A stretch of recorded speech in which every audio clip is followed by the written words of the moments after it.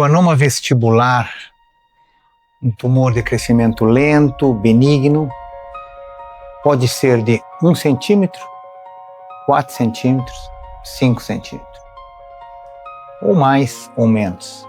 Isso muda completamente a maneira em que ele é encarado. Algumas vezes é só observar, outras vezes é necessário o tratamento cirúrgico, e o tamanho é fundamental.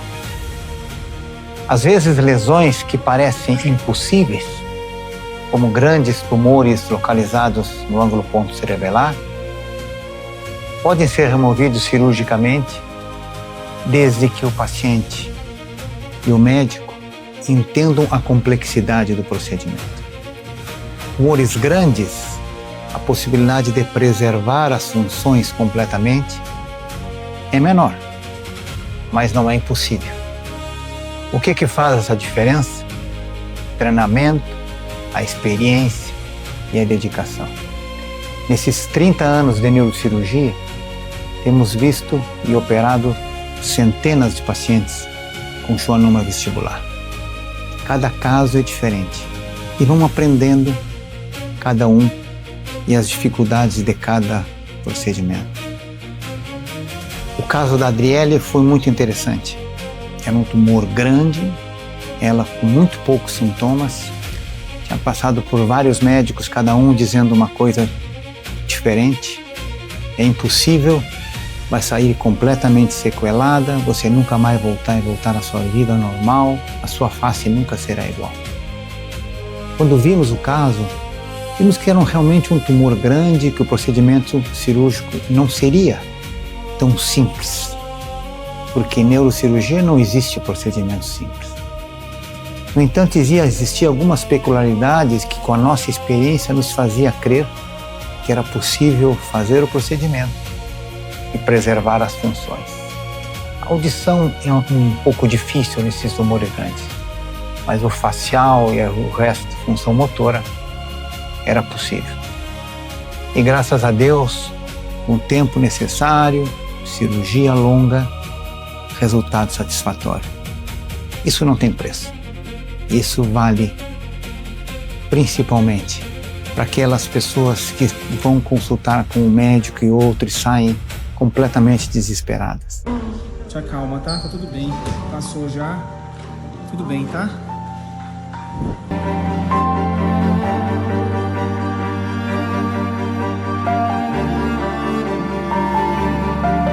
O Egen tá de alta.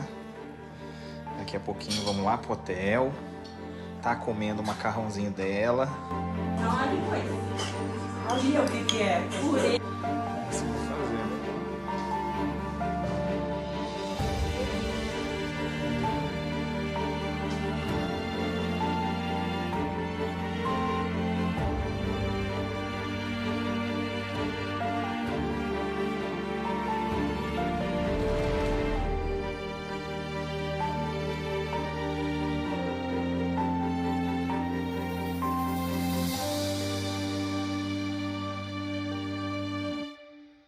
Olá, eu sou a Adriele, sou de Mato Grosso, Cuiabá, sou profissional, trabalho em uma vida bem corrida, sou esposa, sou mãe de 2 princesas, né?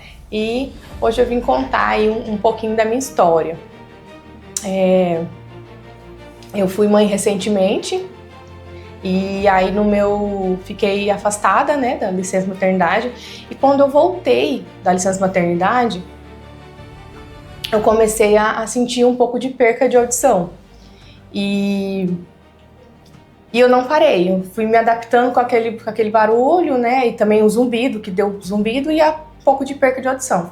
Eu comecei a perceber essa situação.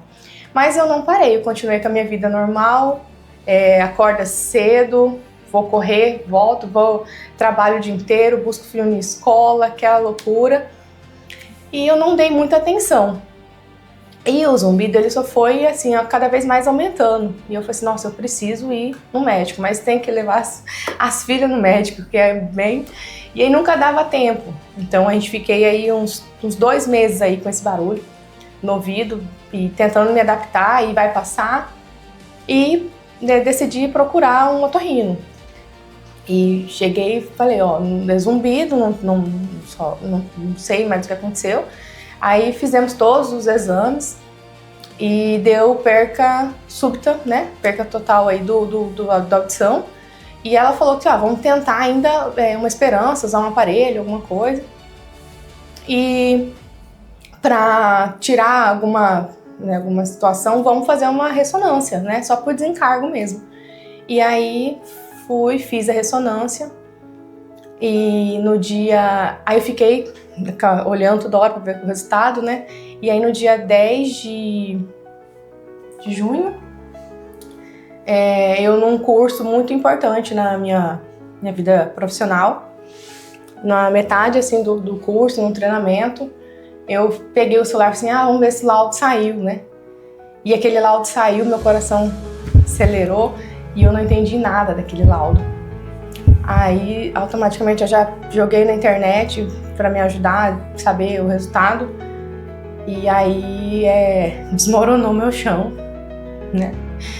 E quando a gente descobre uma situação dessa, a gente só pensa nos filhos, na família, né? E tava lá, era um tumor, consequentemente pelo laudo era benigno e muita informação pra minha cabeça. E eu tava olhando pro professor, e com o laudo aberto, né?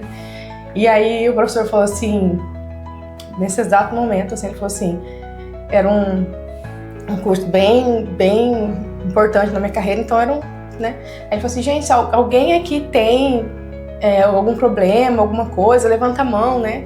E aí, eu até então não tinha um problema desse tamanho, né?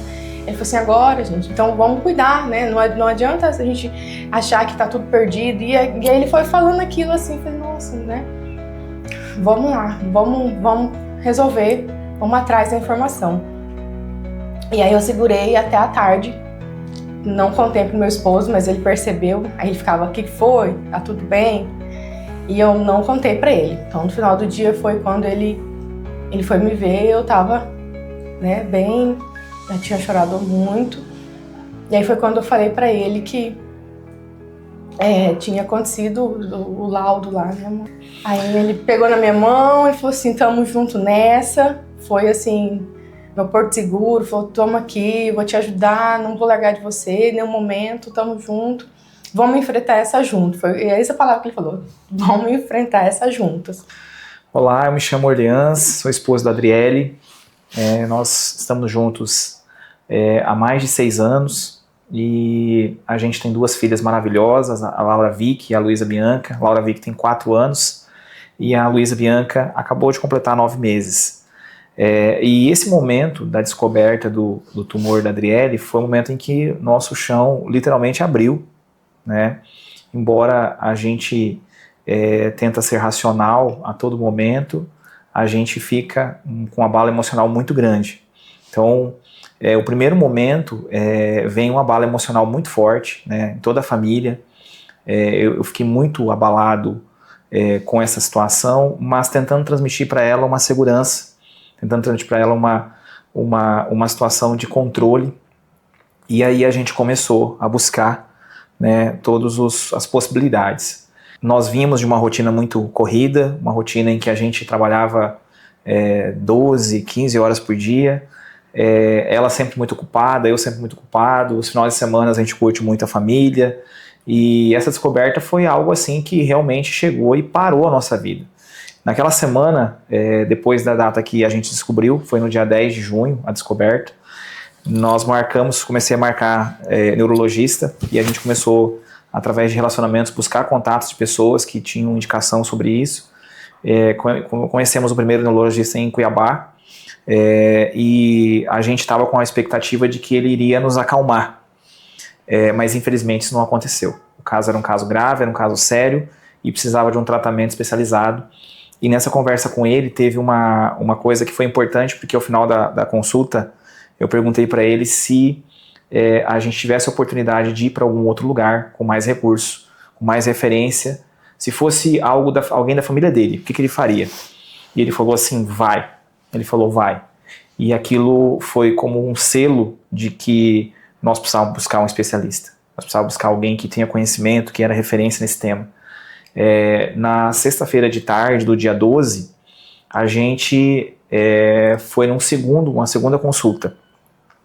Um neuro que é considerado um dos melhores neuros lá do estado de Mato Grosso.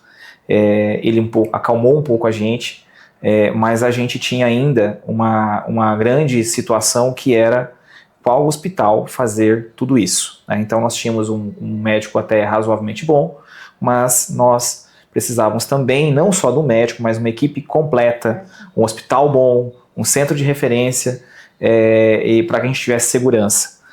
Nós buscamos, em todo momento a gente começou a buscar a Deus, né, para que a gente conseguisse ter essa resposta.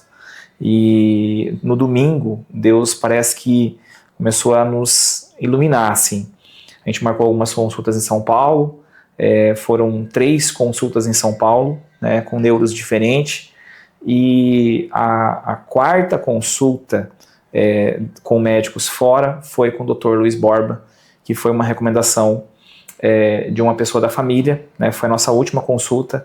E o Dr. Luiz, ele foi muito empático, então ele mostrou uma segurança muito grande para nós, e ele falou basicamente tudo de melhor que a gente tinha escutado, tudo que era importante a gente saber para que a cirurgia fosse bem sucedida. Ele trouxe pontos de todos os outros neuros, assim, mas com muita riqueza de conhecimento, de detalhes e com muita segurança de que a cirurgia ocorreria bem.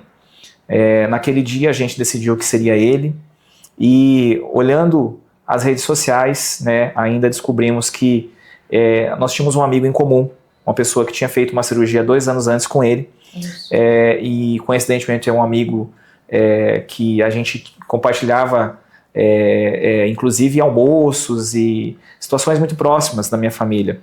E no dia seguinte eu liguei para ele e perguntei para ele o que ele me falava. Ele falou assim, Dr. Luiz é o melhor, não tenha dúvida disso, vá com ele que vai dar tudo certo.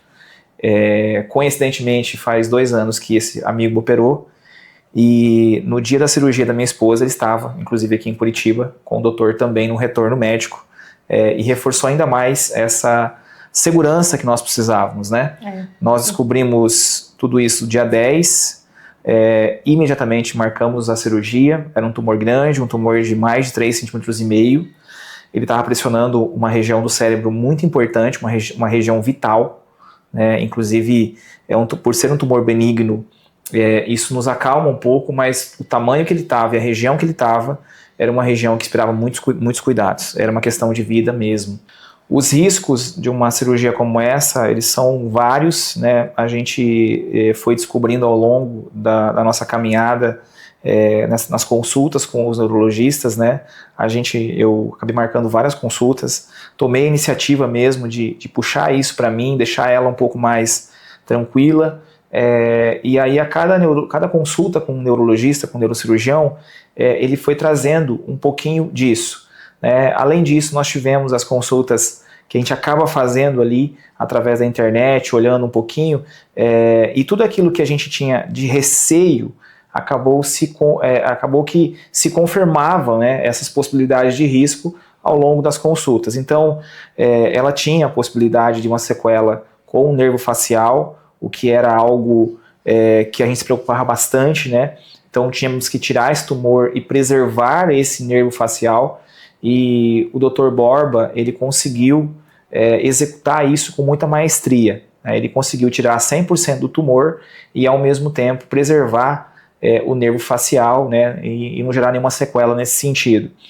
Além disso, a gente tinha uma preocupação ainda com as questões dos nervos de audição, que eram nervos um pouco mais sensíveis, que estavam ali envolvidos nesse tumor.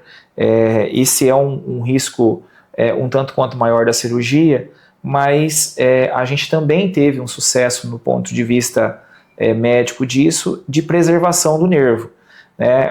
A função desse nervo depende ainda de um processo de recuperação, e também dos próximos meses para a gente poder ter certeza que isso vai acontecer. Mas, de certa forma, todos esses riscos eles foram superados pela experiência do médico e da sua equipe. Então, em menos de 20 dias, nós marcamos a cirurgia e com 20 dias depois de descoberto o tumor, a gente operou aqui em Curitiba.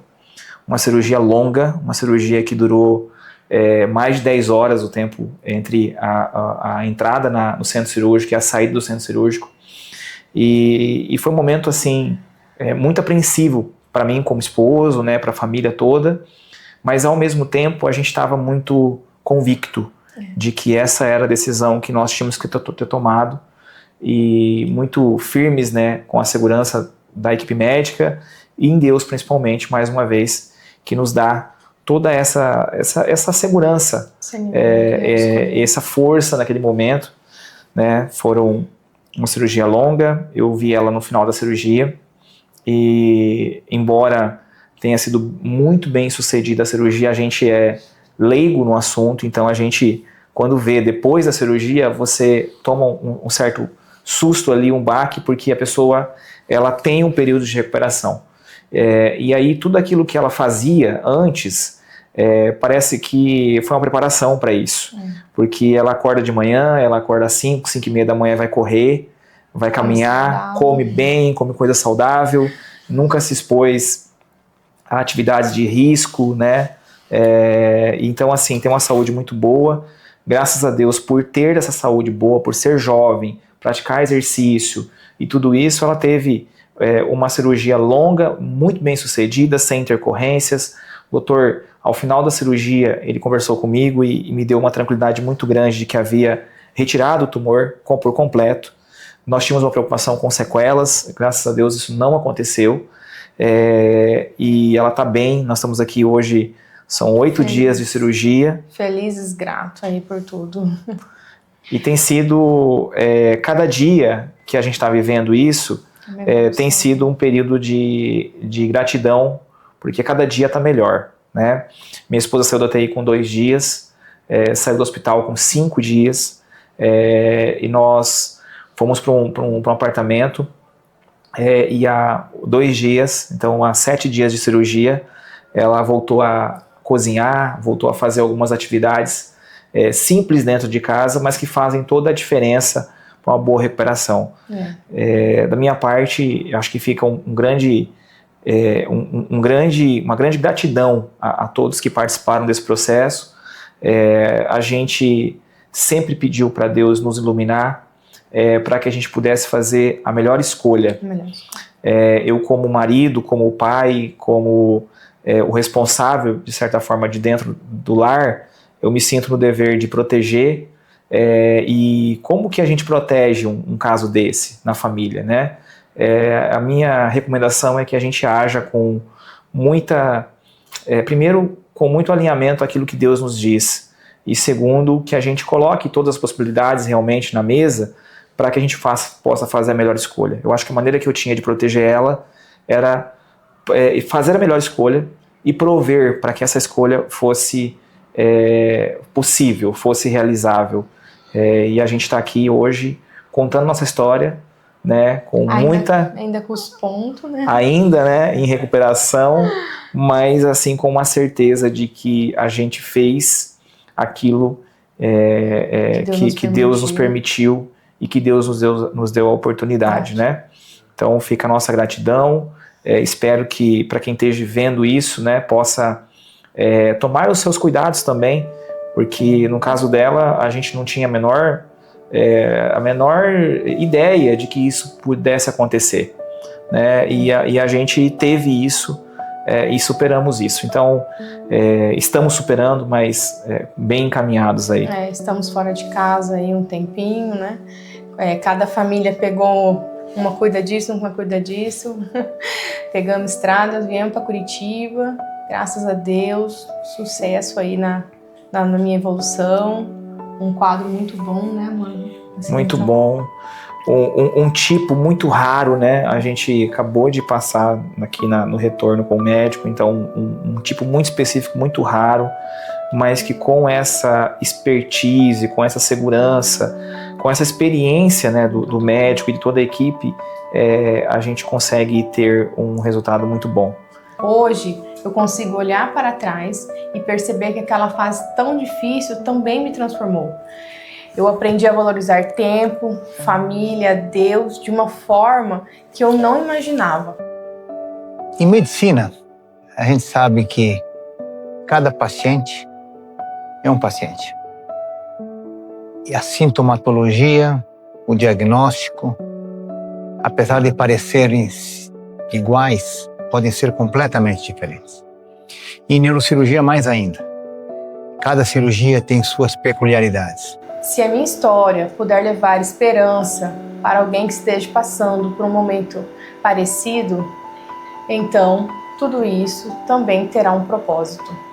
Treinamento faz com que coisas que seriam impossíveis passem a ser possíveis. Ok?